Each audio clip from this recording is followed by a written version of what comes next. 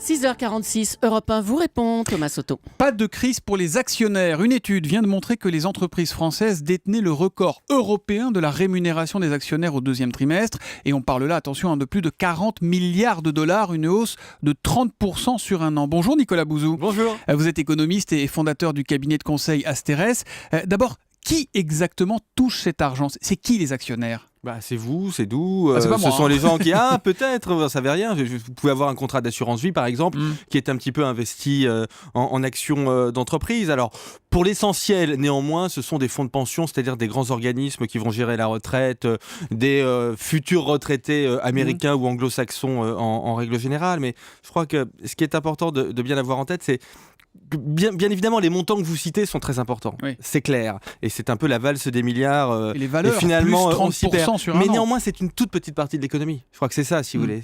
Mais ces fonds de pension là, qui sont actionnaires de certaines de nos grandes entreprises, ils sont parfois américains, souvent américains. Souvent américains, souvent britanniques. Ça peut être aussi ce qu'on appelle des fonds souverains, c'est-à-dire des fonds qui viennent de pays du Golfe, par exemple, qui recyclent leurs excédents croient pétrole. Dans le projet de l'entreprise, ou ils viennent simplement pour ramasser un maximum de dividendes ? C'est les deux. Ils viennent évidemment pour ramasser des dividendes parce que si vous êtes un futur retraité, vous voulez avoir une retraite prospère. Mais c'est bien parce qu'ils pensent que ces entreprises, et notamment les grandes entreprises françaises, sont des entreprises très rentables, bien gérées, en croissance. C'est parce qu'ils pensent ça qu'ils vont investir dedans. Donc si vous voulez, on n'est pas du tout dans de la philanthropie. Ce sont des gens qui veulent gagner de l'argent et qui parfois ont des exigences en même temps, qui sont des exigences de court terme. Ils en récupèrent un peu. Mais sûr. On nous dit que les entreprises ont des difficultés, Nicolas Bouzou. Pardon, mais ça montre qu'il y a de l'argent là quand même. Oui, mais non, justement, c'est ce que je vous disais il y a un instant. C'est-à-dire que là, on parle vraiment d'un épiphénomène. Prenons la France, par exemple. Oui. La France, les entreprises cotées, celles qui versent des dividendes, ce sont les entreprises du CAC 40 pour l'essentiel. Par définition, elles sont 40,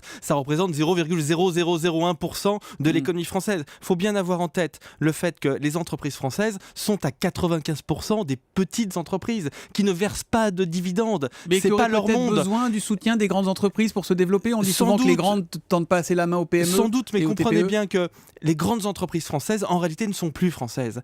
Les entreprises du CAC 40 réalisent les 2/3 de leur activité en moyenne à l'étranger, et réalisent les 3/4 de leurs bénéfices à l'étranger. Donc ces entreprises, Carrefour, Saint-Gobain, BNP Paribas, ces grandes entreprises du CAC 40, en réalité, elles sont plus étrangères que françaises.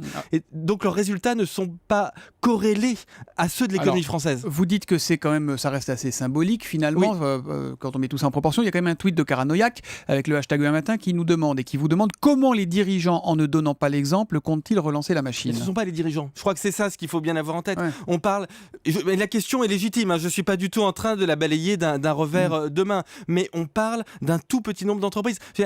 L'entreprise typique en France, c'est votre coiffeur, c'est votre épicier, et c'est d'ailleurs pour eux que ont été conçus les dispositifs de politique économique comme le CICE, le Crédit Impôt Compétitivité Emploi, dont on a beaucoup parlé ces dernières semaines. Mais l'argent versé en dividendes, c'est autant d'argent qui n'est pas investi. Les entreprises, elles pourraient embaucher plutôt. Bien sûr, mais ces très très grandes entreprises n'ont pas beaucoup de besoin d'investissement. Prenons une entreprise comme Carrefour, par exemple. La recherche et le développement, c'est la clé de tout. On le sait. Mais c'est bien le problème des industries françaises, des entreprises françaises depuis des années. Mais je ne suis pas sûr que ce soit les très grandes entreprises qui fassent de la recherche et développement. Les entreprises dans le monde qui font de la recherche et développement aujourd'hui, qui débouchent vraiment sur des innovations, ce sont par exemple les entreprises de la Silicon Valley qui ont 50, 100 salariés. Je vais prendre un exemple très précis. Prenez une entreprise comme Carrefour. Carrefour ne va pas investir pour développer des hypermarchés en France.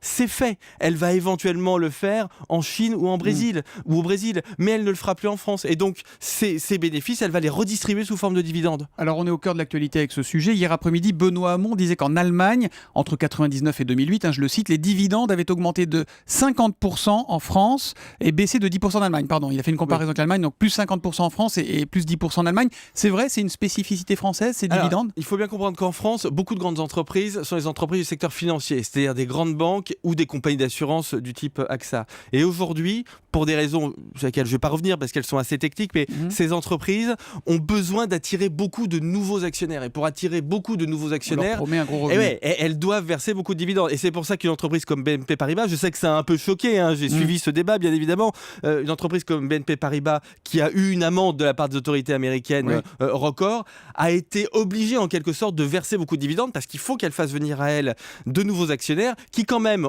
au passage, bien conscience de défendre le diable dans cette affaire, mais enfin les nouveaux actionnaires de BNP Paribas vont fournir à l'argent de la banque que nous on pourra emprunter sous forme de crédit à la consommation, crédit immobilier, etc. Il nous reste une minute, Nicolas Bouzou. Vous évoquez le CICE. Je voudrais que vous m'expliquiez quelque chose. On nous dit qu'on verse une aide considérable aux entreprises via le CICE.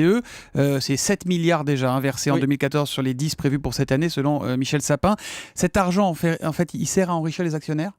Non, pas du tout. Mais pas du tout pour la simple et bonne raison que 99% des entreprises qui bénéficient du CICE ne versent pas de dividendes, ne sont pas cotées. Oui, mais il y en a quand même 10%, et voilà, on a besoin de cet argent. Eh bien oui, vous avez raison. Ces 10%, tant pis. Et je vais choquer beaucoup de nos auditeurs, mais dans toutes les mesures de politique économique, vous avez des petits dysfonctionnements. C'est pas pour ça qu'elles sont mauvaises. Le CICE, il est fait pour votre coiffeur. Il est fait pour qu'il ait un petit peu plus d'argent pour investir et pour recruter. Que la Poste touche du CICE, c'est sans doute malheureux, mais c'est pas pour elle que c'est fait, et tant pis. L'État est actionnaire de nombreuses grandes entreprises. Alors, est-ce qu'il touche aussi des dividendes, l'État ? Oui, et l'État est sacrément hypocrite, comme souvent dans cette affaire, parce que l'État touche en réalité plusieurs milliards d'euros de dividendes chaque année. Et l'État est un actionnaire qui est assez gourmand. Je peux vous dire que quand Aéroport de Paris, puisque beaucoup de gens rentrent de vacances aujourd'hui, quand Aéroport de Paris fait des bénéfices qui sont importants, eh bien l'État est le premier à demander des dividendes qui eux-mêmes soient très importants. Donc l'État, c'est un peu son habitude. Mais tiens, un petit peu un double langage dans cette affaire. Merci en tout cas Nicolas Bouzou d'être venu en direct ce matin sur Europe 1. Europe 1 vous répond, c'est désormais tous les matins à 6h45 sur Europe 1.